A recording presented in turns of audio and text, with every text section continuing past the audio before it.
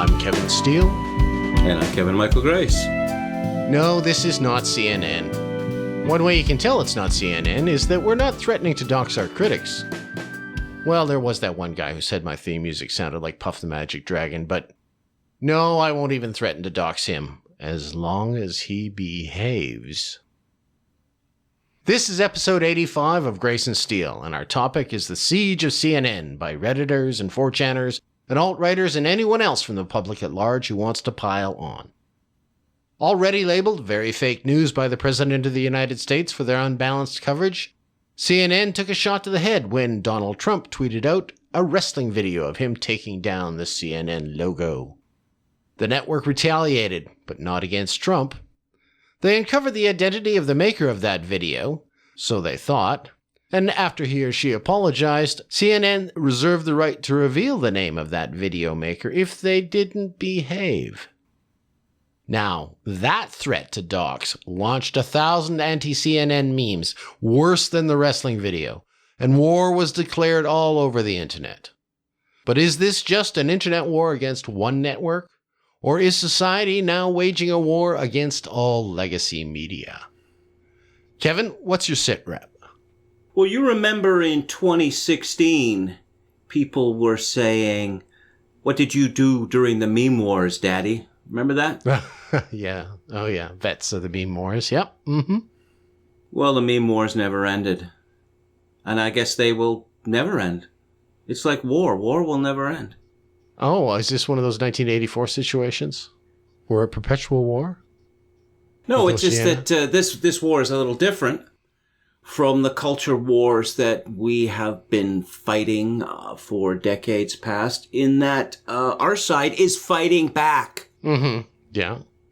They seem to have found a soft underbelly here as well. That, this is the... they're going after the, picking off the weak fish at the end, or the lame that are straggling behind in the herd in terms of the SJWs. Because they're losing power right now, or losing audience anyway, so they're hurting. And I guess that's why they're game for the meme wars. Well, I don't know about that, because the SJWs have largely infested or taken over the traditional media. Okay, but... I mean, just to give you an example, I was looking for something on the National Post, an interesting story that appeared a couple of days ago, explaining Alberta and equalization and why equalization infuriates Albertans, particularly after the Prime Minister of Canada forgot the province existed a couple of days ago. Mm-hmm. So I was looking to make a link, and I was scrolling through the Twitter page of the National Post, and I found a story near the top, and it was about how Rob Kardashian, apparently something with Black China. This is not a news story, but this is the sort of thing that the news media revels in. Mm-hmm. Now, it's news because we say it's news. Now, the news media, to a large extent, has always had a fair degree of that. But it has never been so blatant as it is now. That's tabloid stuff, isn't it? I mean, we covered, some of that tabloid stuff when we talked about the gossip columns, and we talked about in another episode, we talked about the National Enquirer becoming sort of mainstream because the rest of the media was sinking so low. Well, no, it's different than that. You say it's tabloid stuff. It is the attitude of our elite that is an invidious distinction. That distinction is elitist and probably sexist and racist as well. Well, isn't everything these days, though? Yes, isn't everything these days. Now, this kind of tabloid mentality has obviously infected CNN. Now, I was musing, if you will, the other day. What was the chain of logic that led to CNN, which is a significant part of a $64 billion publicly held corporation, deciding to destroy some nobody if that nobody did not apologize for mocking them? And now you're going to say, it went a little something like this. No? Oh, well, these people seem to have lost their minds. Oh, okay. Well, they seem to have lost their minds. As other people have pointed out that Trump has put them in a box. Oh, Trump's tweets. Oh, can you believe that our insane president is tweeting at 3 o'clock in the morning or whatever? And, he's personalized things. Mm-hmm. And so now, CNN is attacked by Trump in a tweet, incorporating a video meme. And so what do we have to do? We have to make this the number one story. Who is controlling the media's decisions now? Well, it's Trump, isn't it? I guess. I don't know. They wanted the war. I mean, they wanted to bring him down. They wanted something to bring him down. They didn't want a war. They wanted what they have had for decades, is that we have decided that so-and-so has to be neutered at best and has to go at worst. And we will just keep this up for as long as we need to. Any objections to our plan are illegitimate for various reasons, which we may or may not specify. And this is the story, why this bad man or bad thing or bad person or bad idea simply won't accept defeat and commit ritual suicide. Okay.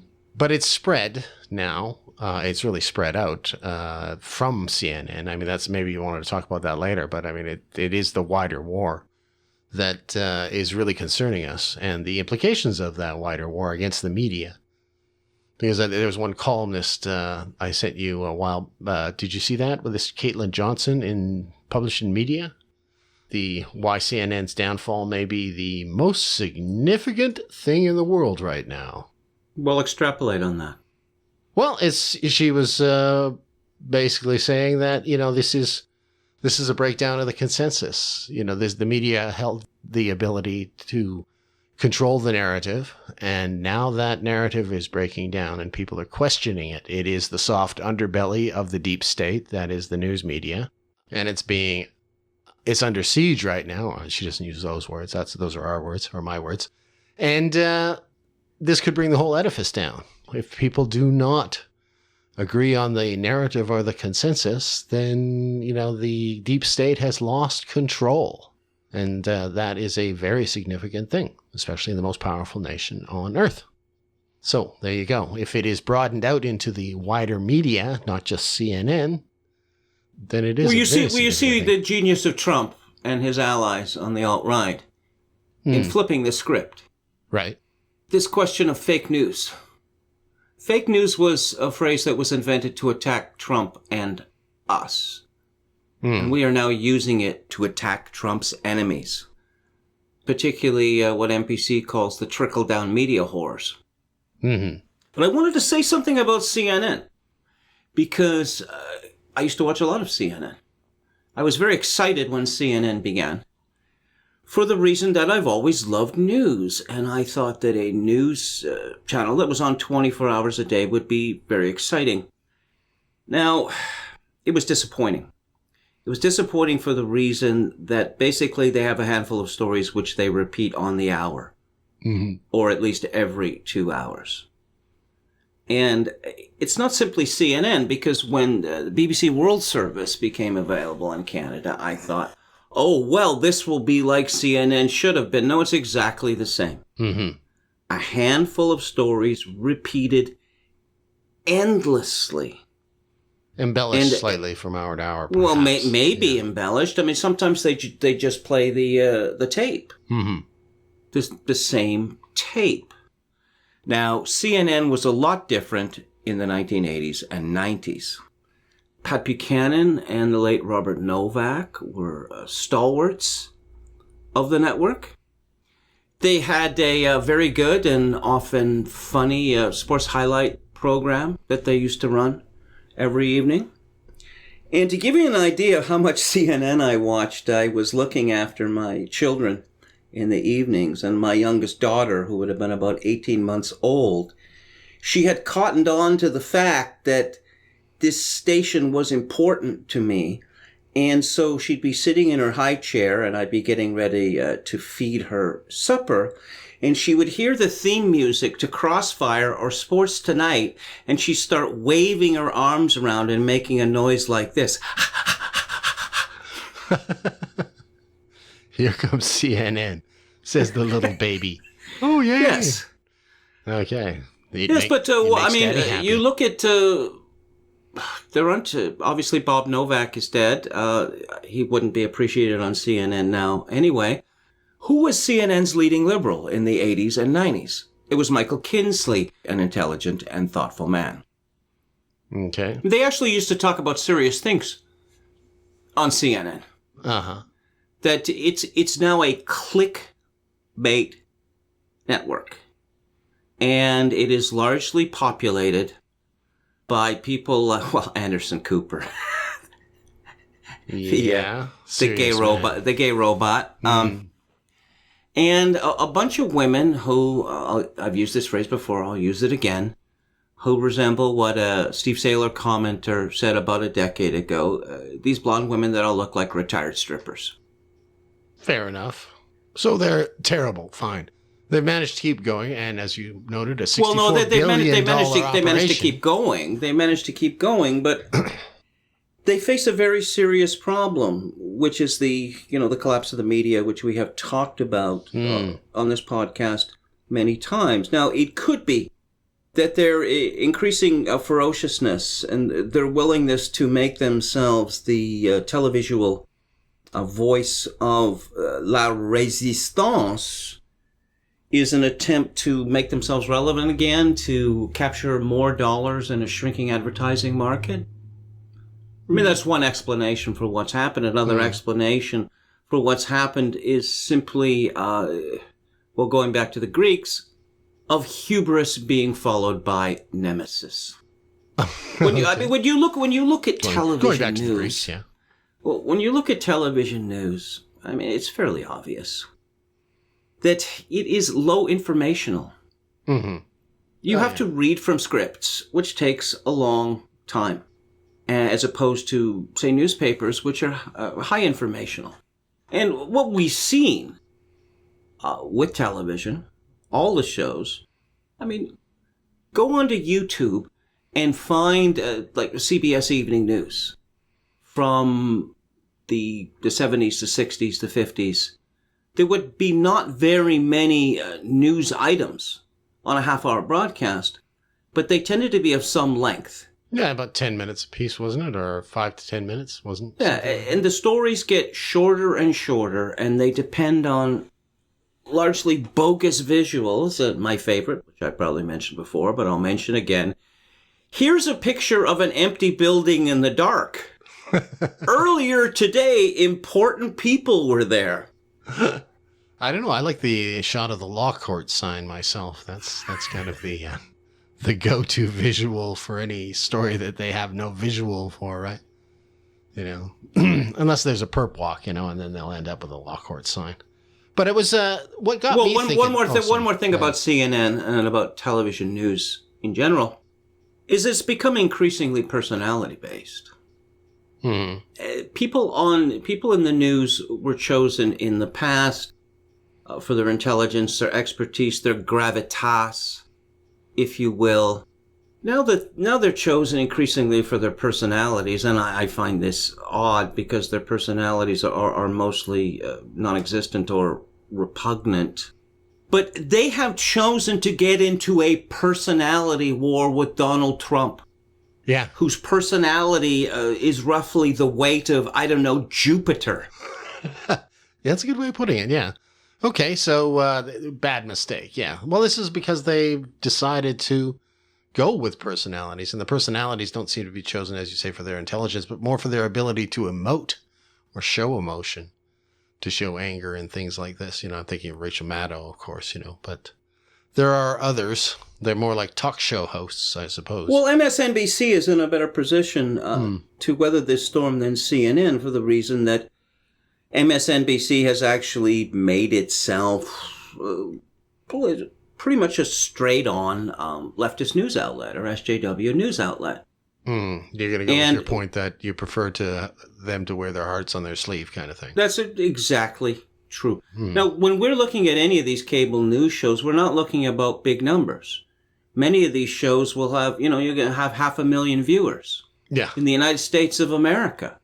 You get over 1 million viewers, you're doing very well. Now, MSNBC has decided to go for niche programming.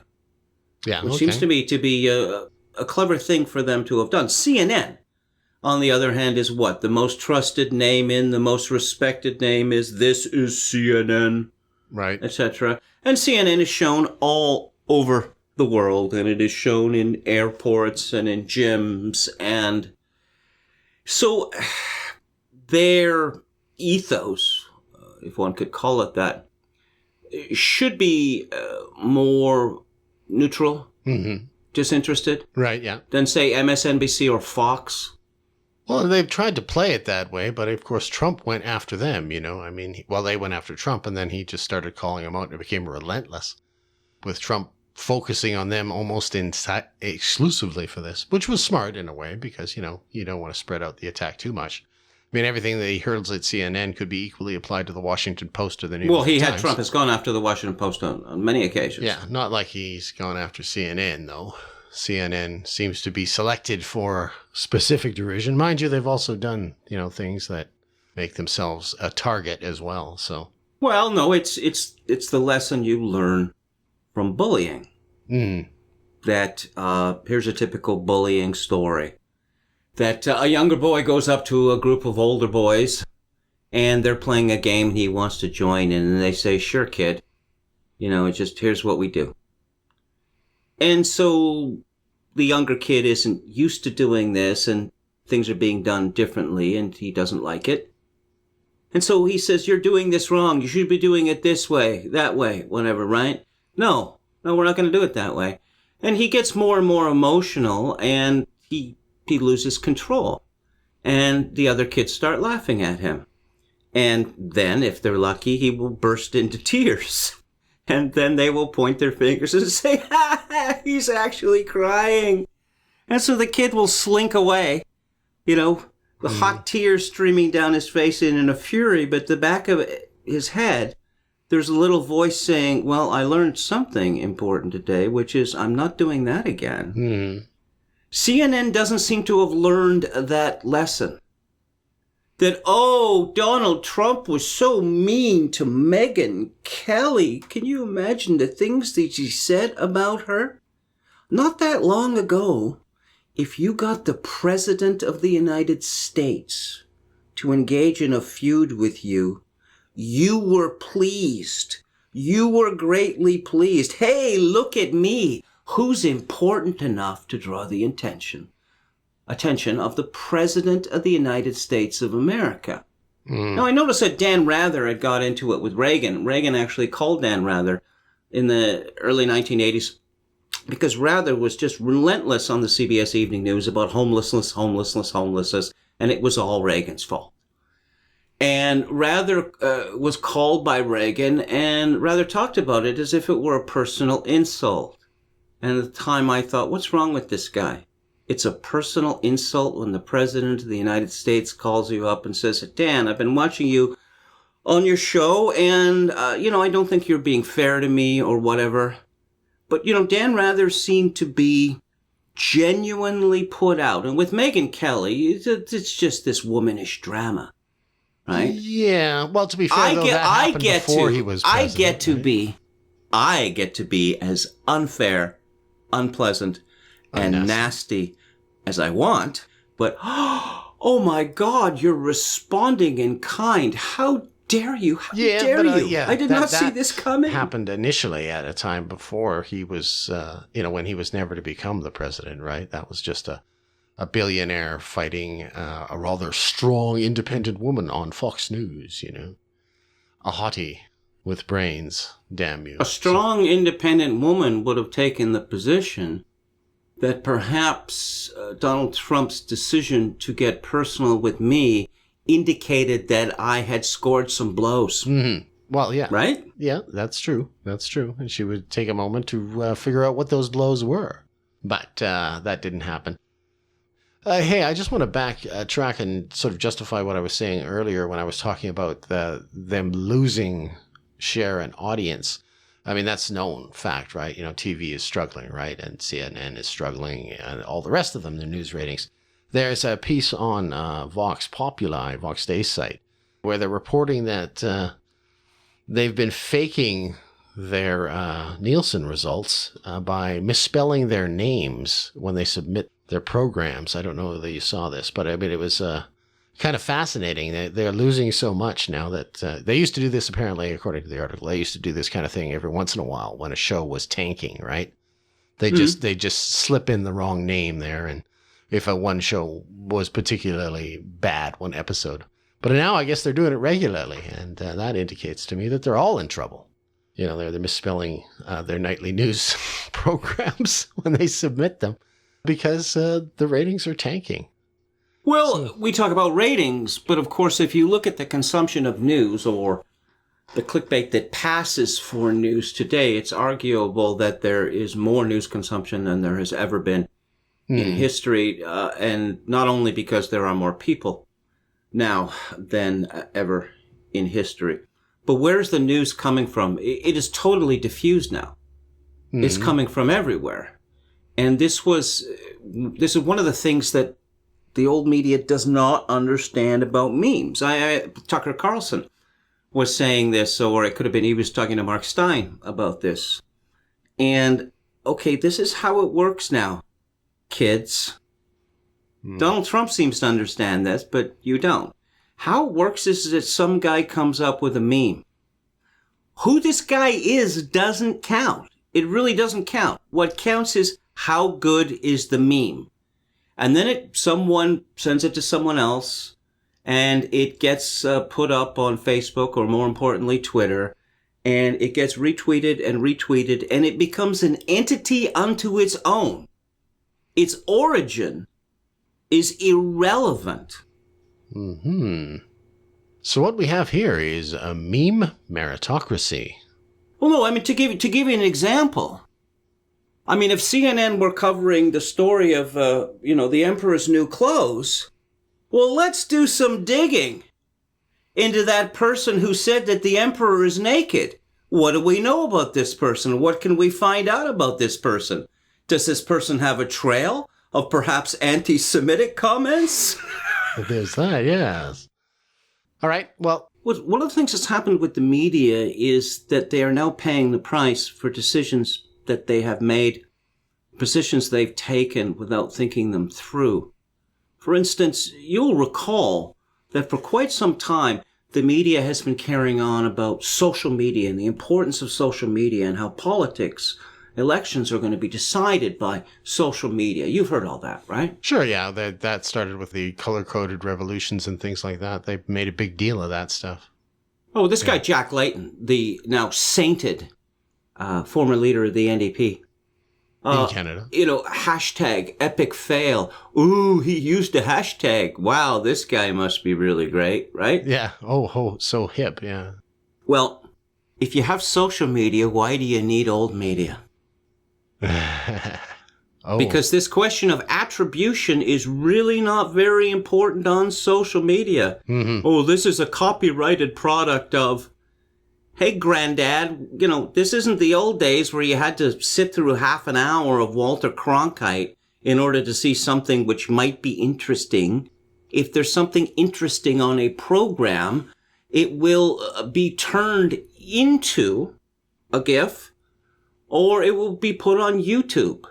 And YouTube, can take this stuff down for copyright infringement, but someone will put it back up again. Now, the other aspect of social media is their crazy assumption that it would be people like them who would be in charge of the social media revolution. Now, look, presumably these people have children, and one of the things that people in my generation learned, that we got computers at work, and then maybe we bought a computer for home, and we start working it. And then you see your children on the computer. They don't know a world without computers, and they're doing all of these things, and you're looking at the screen. How do they do that? How does it seem to come so naturally to them?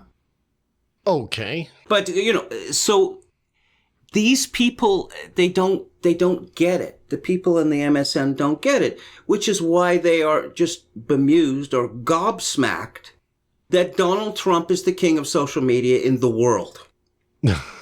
And he is 71 years old. Well, one thing that remains constant, whether it's old media or new media, and that's human nature. And, there's the whole idea of the big faceless corporation taking on the little guy. And, kids will naturally gravitate towards the underdog. And they're the ones with the skills, as you just pointed out. So, I don't know that they necessarily graduate to the underdog. I think the more of the point is this question of big bullies. Mm-hmm. Big, stupid, lumbering bullies. Well, they tried to name Trump as the bully, right? They set up this whole idea of bullying, the anti-bullying campaign that's gone on for I don't know how many years now. I think it's been going for about 10, hasn't it? Maybe longer. But they set this up and now they find that they're the bullies. Is that what we're discovering? Being bullies, as I hinted at earlier, being the subject of bullying tends to make one stronger. Right. And it tends to expose personal weaknesses, which can be dealt with. Okay. These people, Trump is the bully. He's one man. He is one man. They are a legion. How many thousands of hours or hundreds of thousands of hours have been devoted to attacking Trump, personally, professionally, politically, every which way, for the past 2 years? How many tens of millions, hundreds of millions, or billions of words have been expended to the same goal? All that has done, at least for people like me, and perhaps a fair few out there that may have been a little more neutral, is that, it makes it seem like he is the underdog, and they are not exactly, their hands aren't clean. They are picking on him for a reason. They're the globalists. They have something to gain. Who knows how you'd phrase it, but they are the ones that are protecting the status quo that is actually hurting me. Well, no, you see that with Trump's visit to Poland.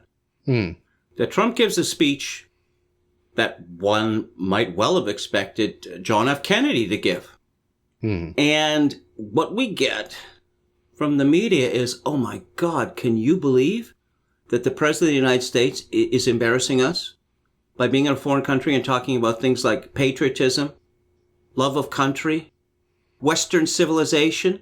I can't even. Wow, just wow. Right. That they have put themselves in a situation where they are openly cheering for the destruction of Western civilization.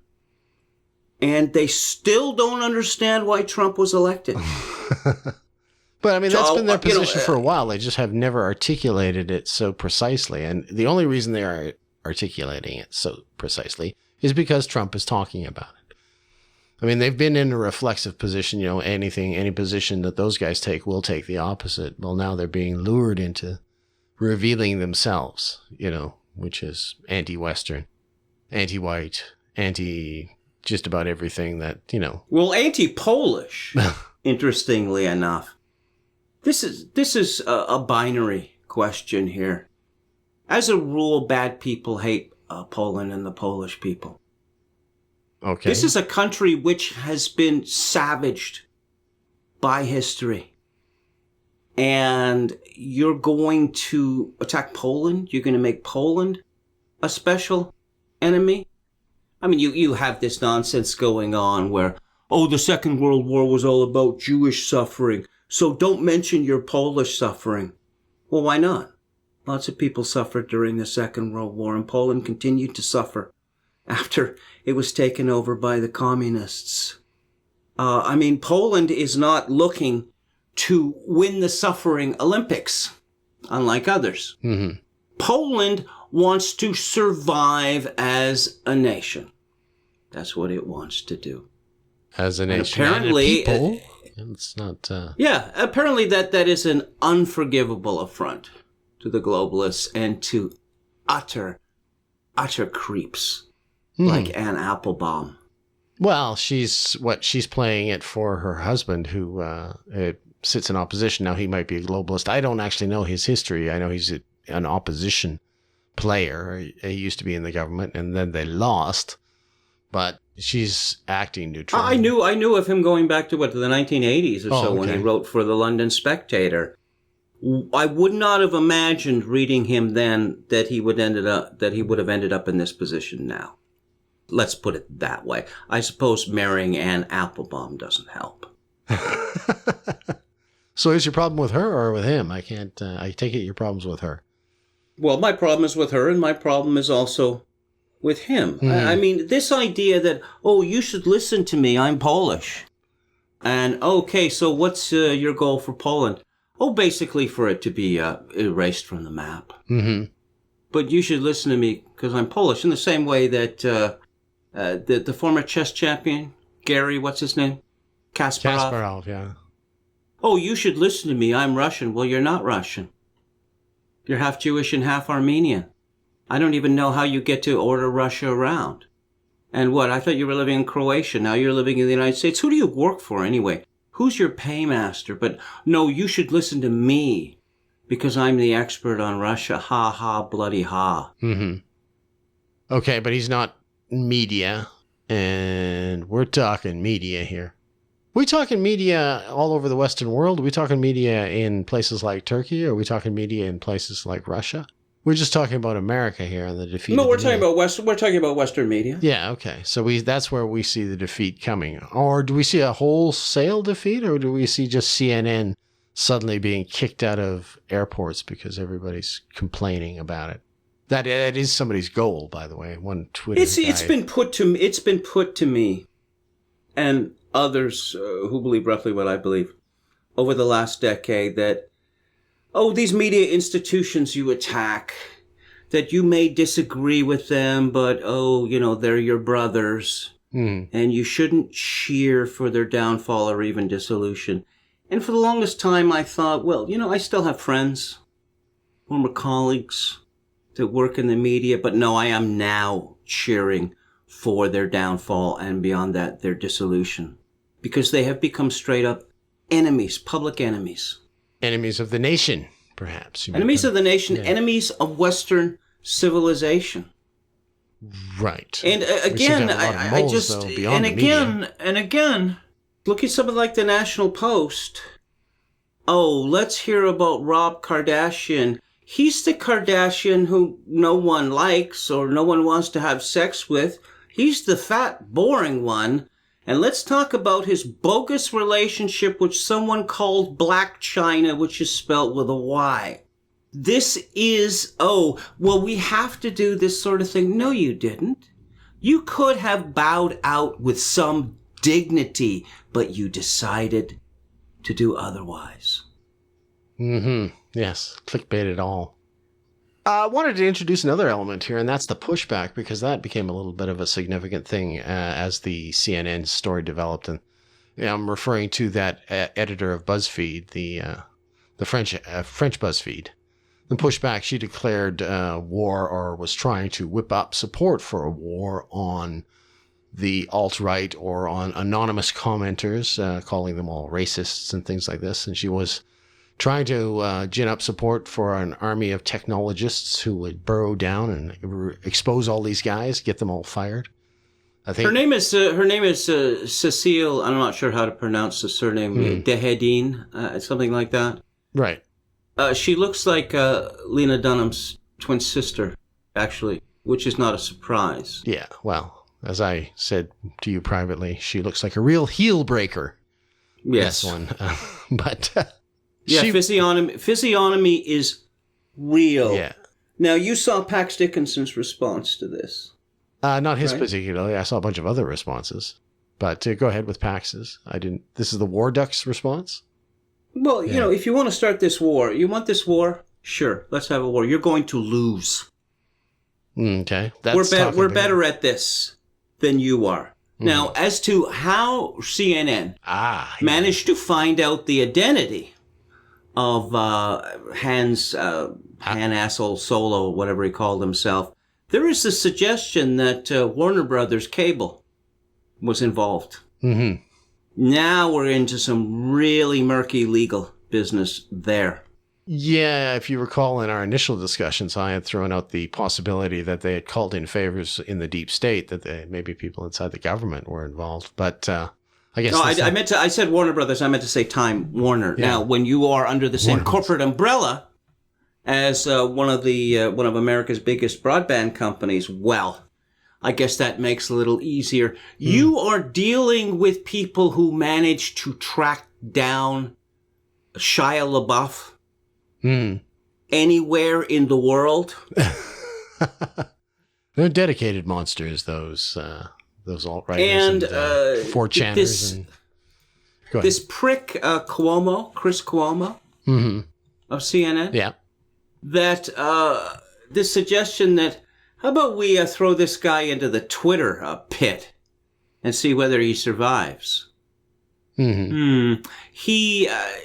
He withdrew that tweet. Right. But, well, how about you, Chris Cuomo and Andrew Kaczynski?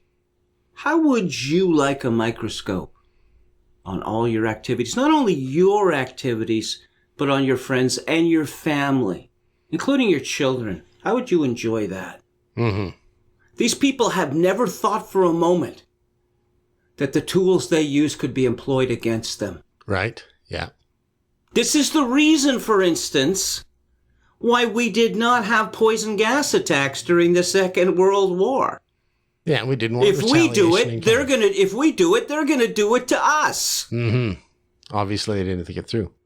On that note, I'd like to mention I'm glad that we never used our real names, though everybody... Or poison gas.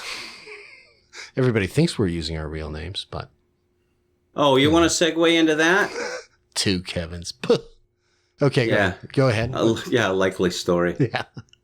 David Fromm. Ah, yeah. My view, if you have something to say online, you should sign your name. If you won't sign your name, you shouldn't say it. Well, my initial response was, well done, David Fromm. You've retroactively banned the Federalist Papers. And you should explain that. Because of their... Well, the Federalist Papers, like a great many political tracts in those days, were published pseudo-anonymously. Just like tweets. Yeah. Well, I mean, he's speaking from the point of view of somebody who's put his name on everything. And yeah, he is, including the axis of evil. This is a man who should be starving to death in a gutter. He bears a significant amount of responsibility for an illegal, disastrous war in Iraq, which was based on phony intelligence that led to the deaths of thousands of American soldiers and a cost of what, $2 trillion and counting? Yeah. As well as suggesting that the United States simply hates Muslims. And, of course, this is not a good idea when the United States already has a large number of Muslims and is constantly importing more. Yeah, how much responsibility does he bear, though, as a speechwriter? That's where he was involved. And I guess his position within the neoconservatives, who, of course, the Iraq War was their creation. Right, yeah, okay. Their creation. Okay. Now, I'm going to say something about David Fromm, which our American and other foreign listeners might not know, that David Fromm is Canadian royalty. That his mother, Barbara Fromm, was the most famous Canadian journalist. Now, if you talk to any Canadian under the age of, say, 40, and you ask them about Barbara Fromm, well, who's that? I mean, memory of her is pretty much vanished.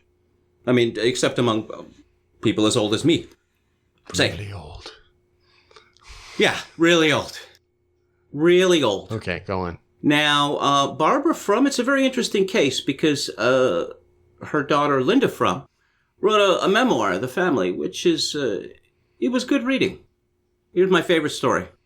After some dinner, they're all, watching TV or reading a book or something like that, and Linda is in the kitchen, and she's stacking dishes or something, and Barbara says, Linda, come out to the front room. No, I just thought I'd help clean up. Barbara. We have servants for that. What's your point? What's my point? My point is that he comes from an elite. Now, Barbara Fromm became a star of CBC Radio.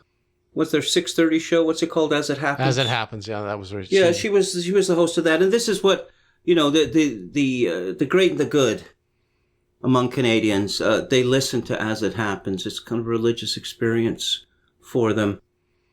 Now, as to how she rose so far so fast in the media, it's kind of a mystery.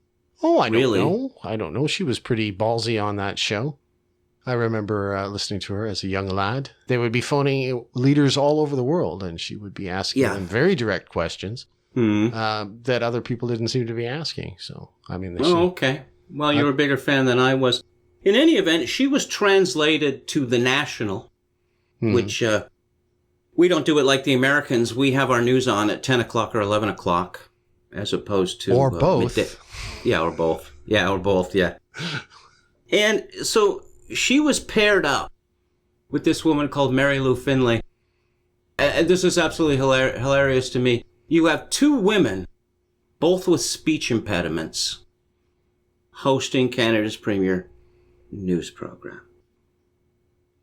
Anyway, so she has these children, David Fromm and Linda Fromm, and they both go into journalism, and David Fromm, Ivy League. And he marries this woman, Danielle Crittenden, and Danielle Crittenden just happens to be the stepdaughter of Peter Worthington, a legendary Canadian journalist, one of the co-founders of the Toronto Sun. The whole Sun chain, actually. The whole Sun chain, yes. And if you look at Fromm's career, in which he is an endless trimmer, endlessly triangulating. He always has to be on the winning side. He rarely, if ever, has anything interesting to say, anything that is not within some sort of strict consensus. One comes to the conclusion that it is only nepotism and the Jewish affinity network that has led to his high position.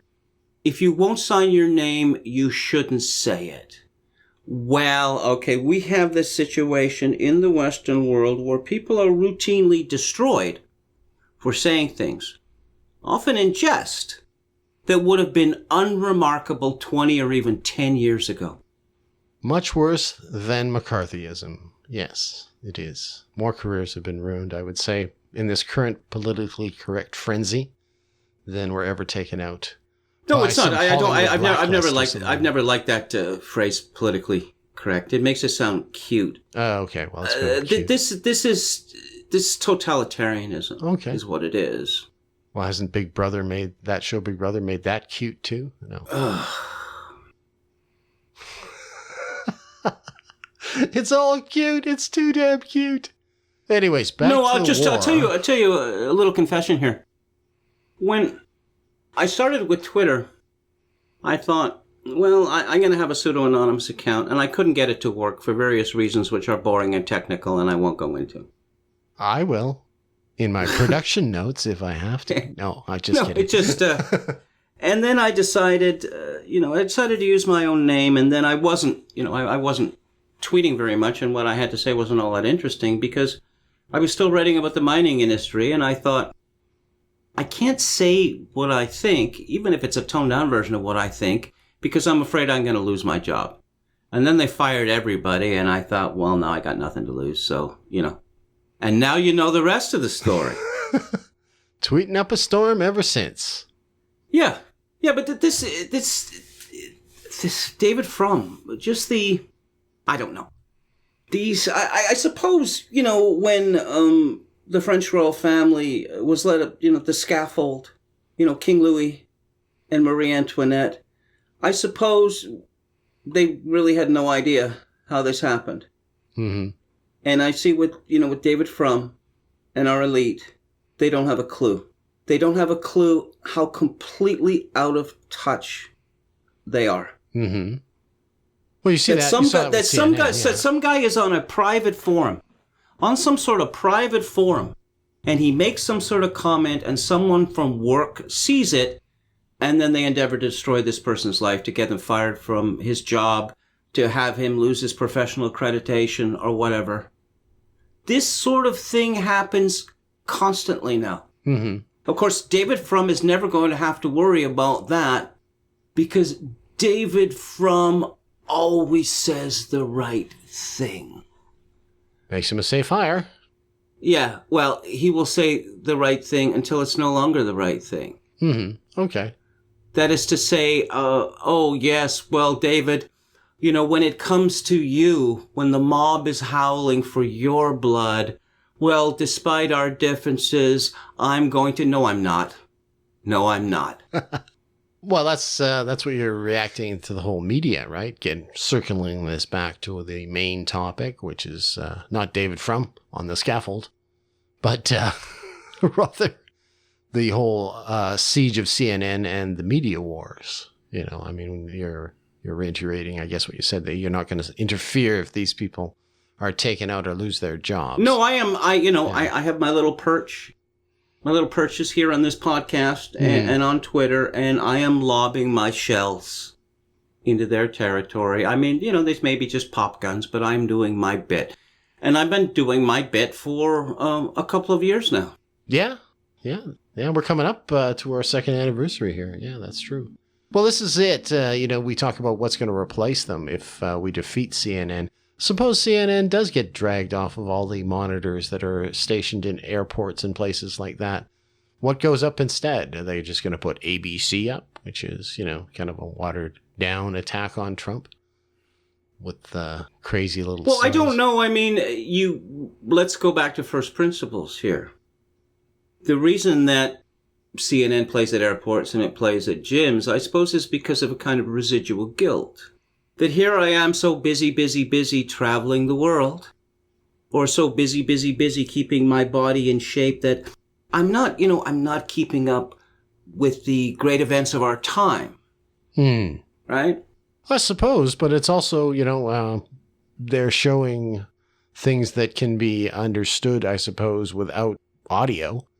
A lot of the times the audio isn't on these things, so they'll but a lot of the times they have the subtitles enabled. Yeah, right. So it'll be car crash or no. Chase, But my point is that it may be decided that why don't maybe we could just put funny YouTube compilations up instead, right? Right, sure. Why this guilt? World Star Hip Hop. Maybe it's not necessary anymore. Why do we have to pretend to be up-date? Okay. You see, I mentioned the CBS Evening News. I mean, younger listeners will find this hard to believe, but it was a very big issue for some years who was going to be the anchor of the CBS Evening News. And I think when they went with Connie Chung, was it? Or some woman. I remember having this argument with Colby Kosh.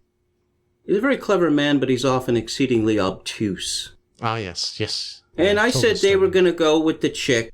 Oh, no, they would never dare to do such a thing. They're fully aware of their importance and blah, blah, blah. No, the world has changed. It used to be that if you wanted to consider yourself informed about American politics, you watched the evening news. It was that simple. And then, I don't know, I guess, I watch it most days.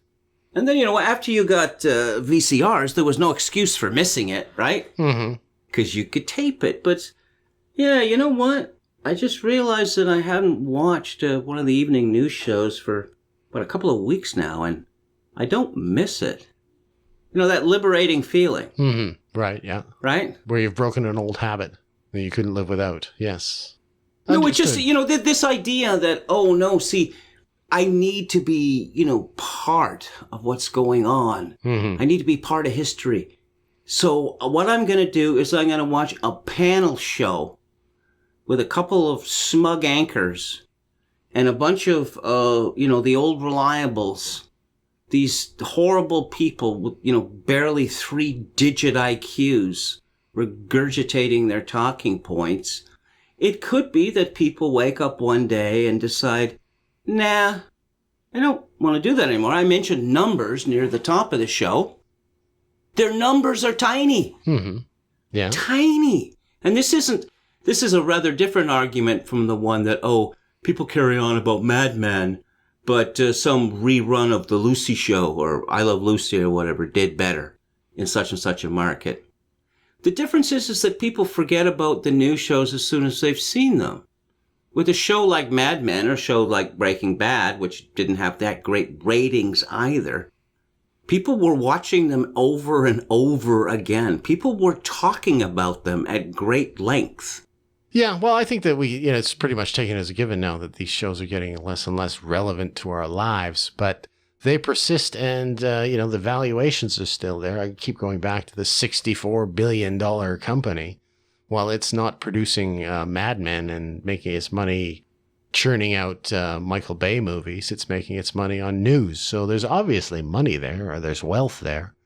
Well, yeah, I don't know. I mean, you see, Time Warner has this, it wants to merge with AT&T, yeah. Right? Mm-hmm. This is death spiral stuff, I mean, you saw what happened before with Time Warner's previous merger, right? With AOL? Mm-hmm. Again, younger people. AOL? I'm sorry. What's that? Your disc is in the mail. Yeah. Disc? What? Dial-up? No, you're making this up. That never happened.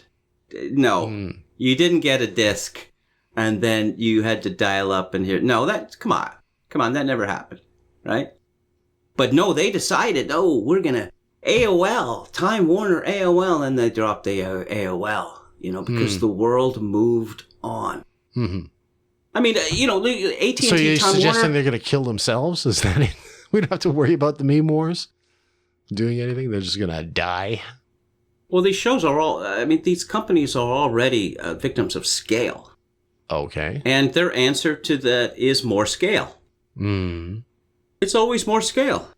Sure. I mean, I'm thinking that if I were, on the board, or in an executive position with Time Warner, there would be heads rolling right at CNN.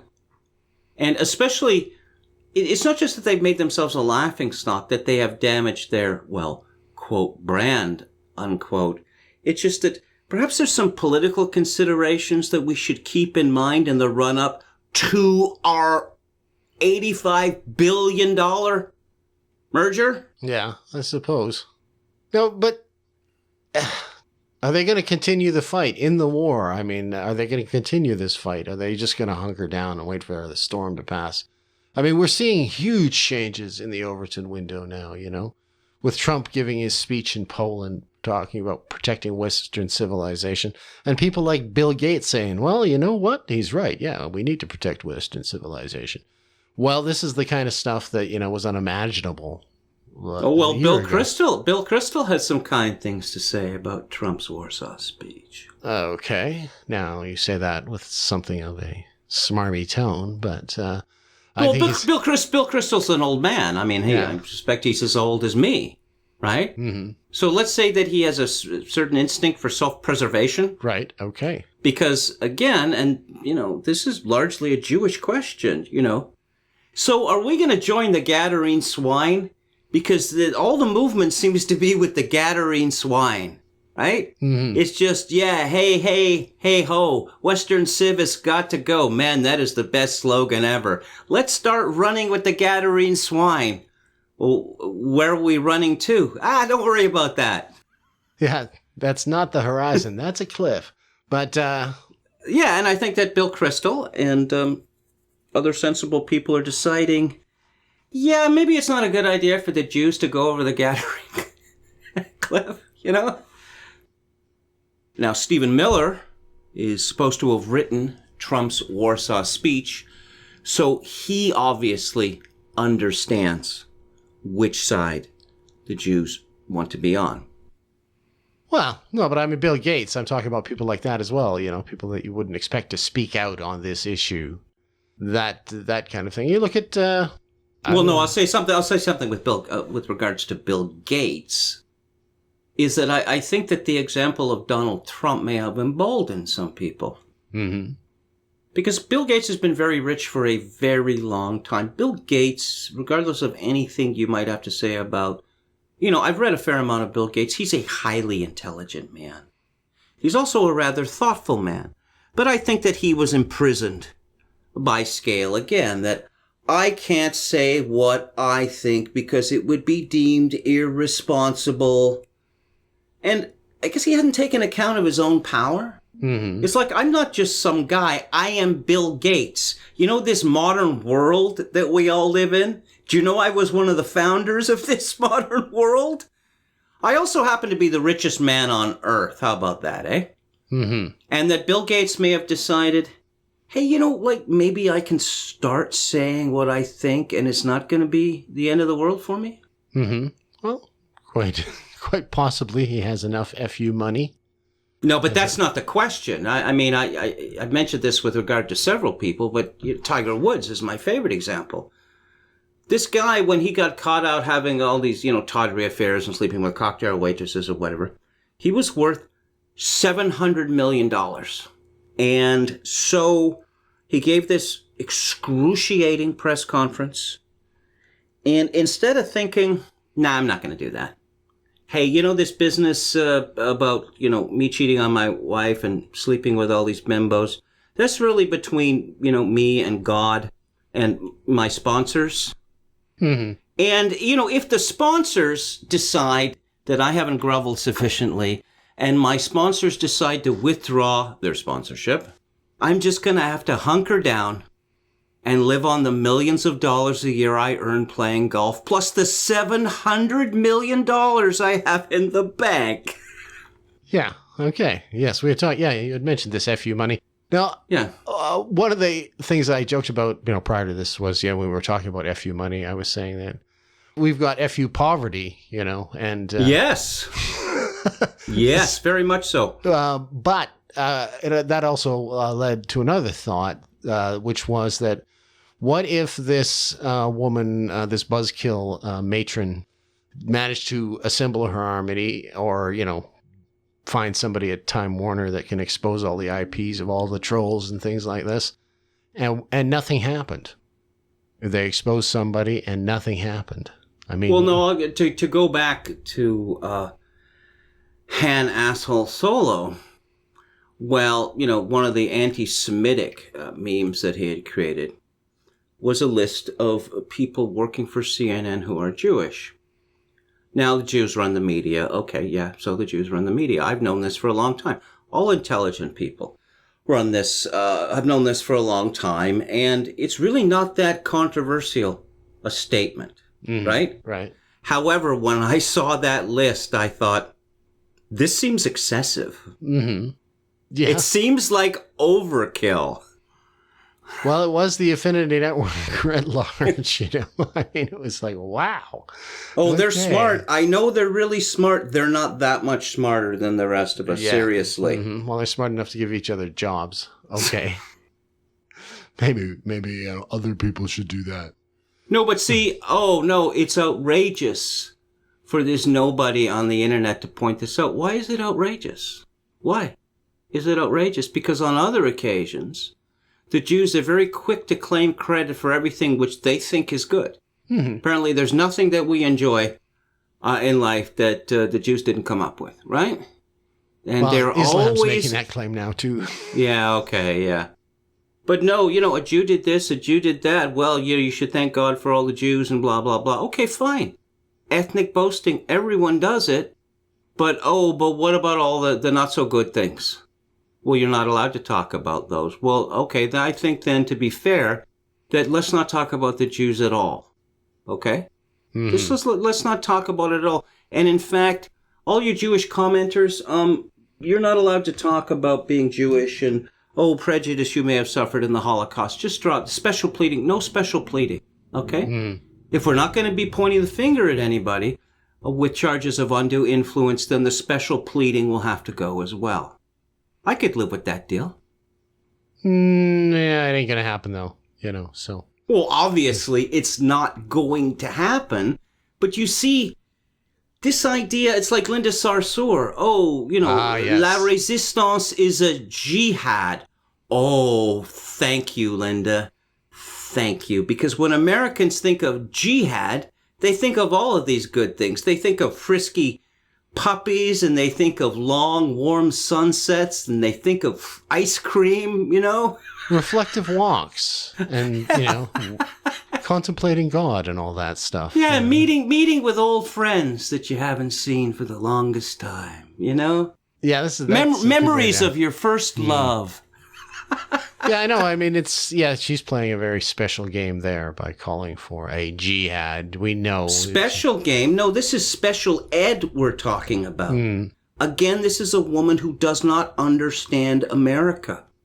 Well, I mean, she knows enough that she's going to try to play the happy jihad when people call her. No. Okay. Right? Oh, no. You see, this is a gross exaggeration because jihad has several meanings and there's a personal meaning. Yes, I know that.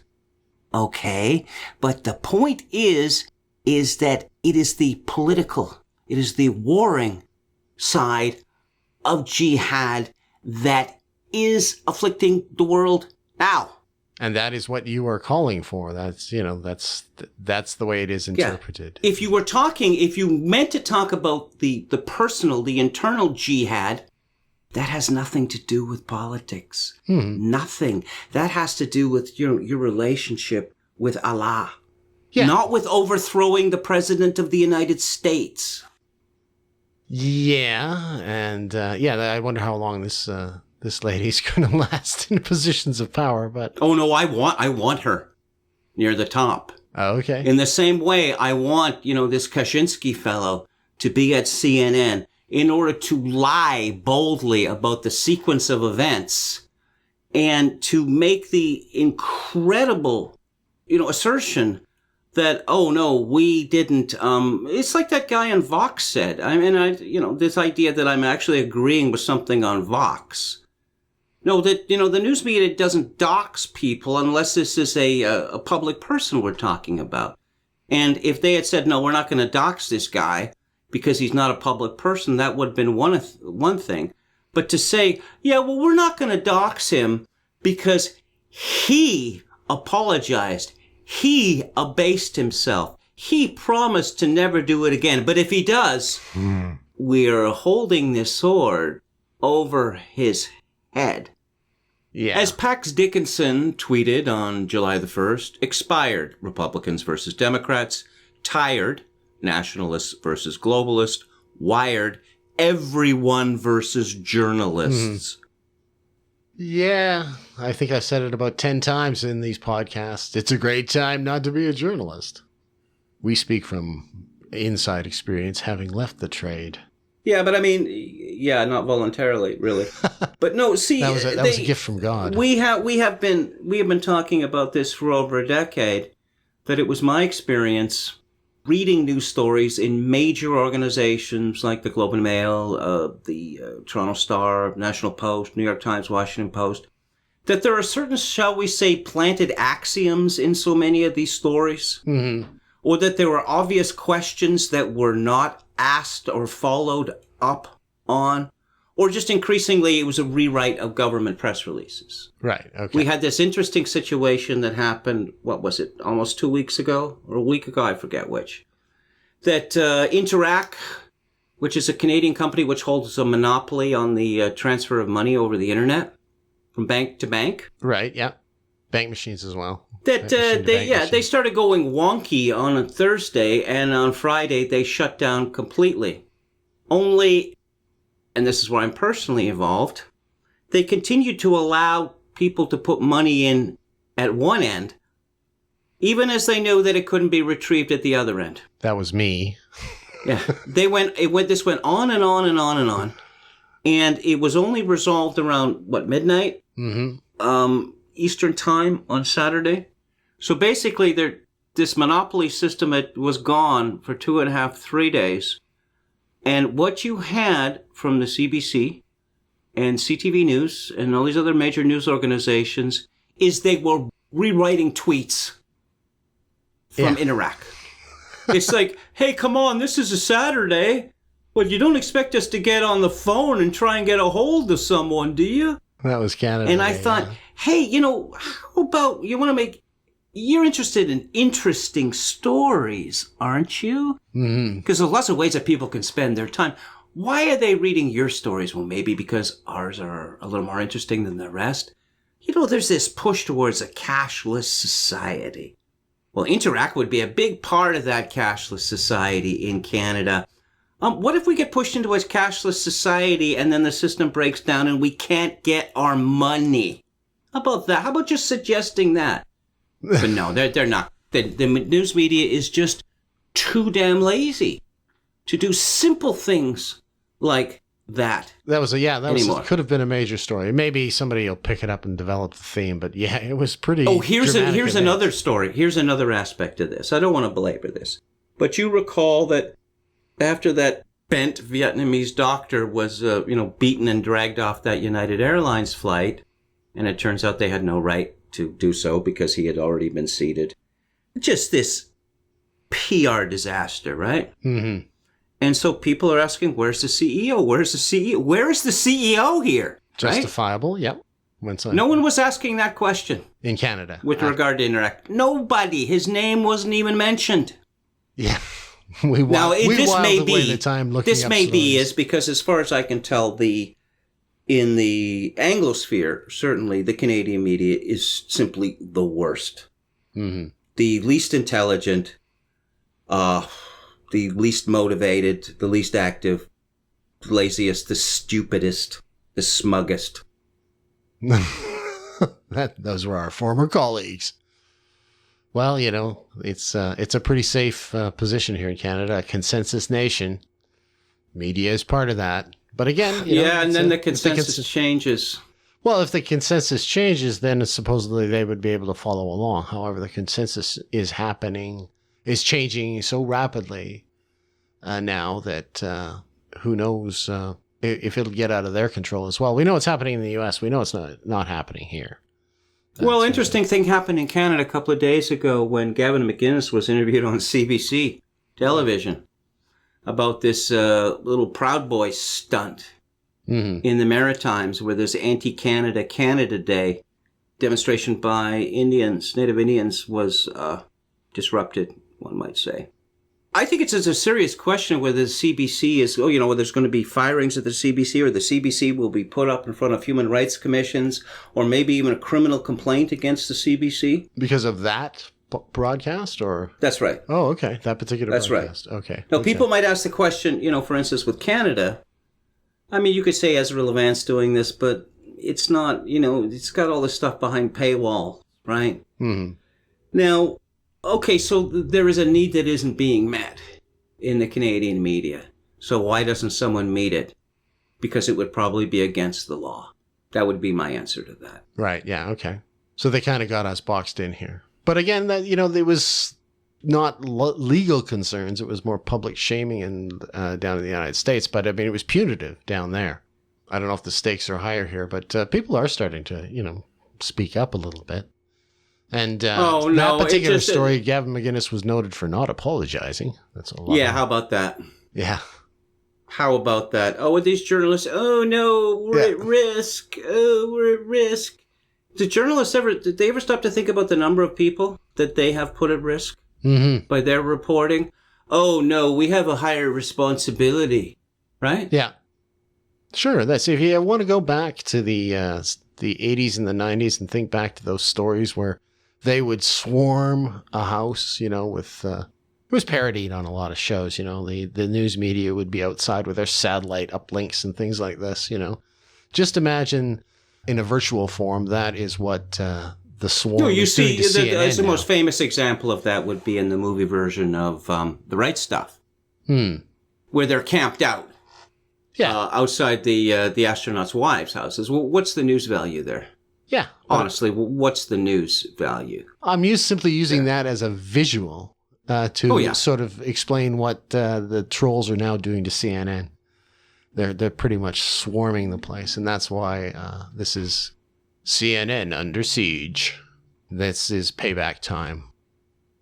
So, well, there's this question of, how would I put it, self-respect amongst journalists. Self-awareness is probably the word that I'm looking for. That, when I write something to this day and I get a response and people are angry by it.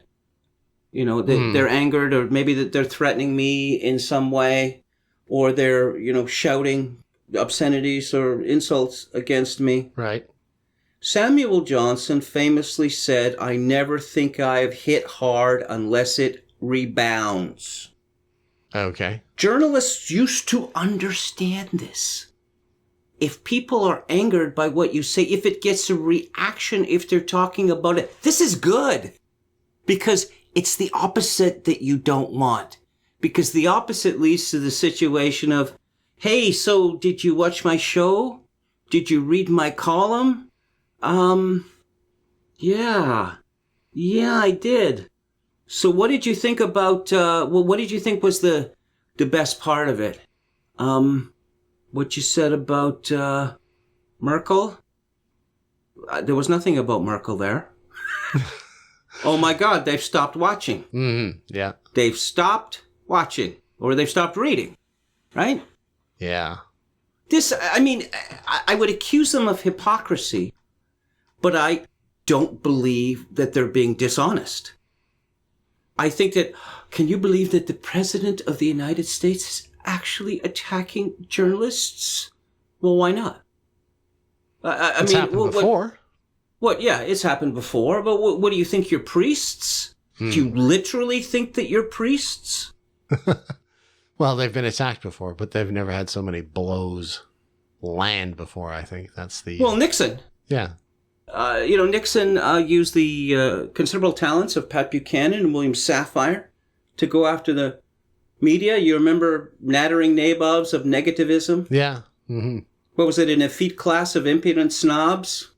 Yeah, they've been attacked before, but these... They've never been, but never with the elan, that Trump has brought to this. And... Wrestling videos, yes. Well, the wrestling videos, but the informality of it. Yeah. Right? Exactly. This is impressive to people. It's like, yeah, I'm just going to send off this tweet. Right? Mm-hmm. And there's also what I like to call the sick burn phenomenon. That, I think it's really grossly irresponsible for the President of the United States to act in such a way, right? This is a friend of mine. We agree about pretty much everything. He's what you call a Trump fan, and he doesn't like the way he carries on, right? Now, having said that, a lot of people will, well, this isn't, of course, Trump said it was modern day presidential, right? Which I just thought was brilliant, absolutely brilliant, just changing the frame, right? Mm-hmm. But anyway, so, well, this idea of, hey, this terrible thing happened. Well, what's the terrible thing? Someone made a grossly irresponsible joke. Oh dear, what was it? Repeats the joke. Stop laughing! Stop laughing! Yeah, okay, that was a terrible thing for him to say. Pretty funny, though. Mm-hmm. And on that happy note... Sorry, I just had to say that because that's how you segue into the end when you're... No, I stole that line from Alan Partridge. Yeah, okay. Yeah. And on that bombshell... Mm-hmm. Okay, I'll give you a chance for one last thought. Sum up. War against the media, CNN under siege. No, I'll just interview myself briefly. Kevin, are you tired of winning? Not yet. And neither am I. Okay, that brings us to the end of episode 85 of Grace and Steel. Thanks for listening. I'm Kevin Steele. And I'm Kevin Michael Grace.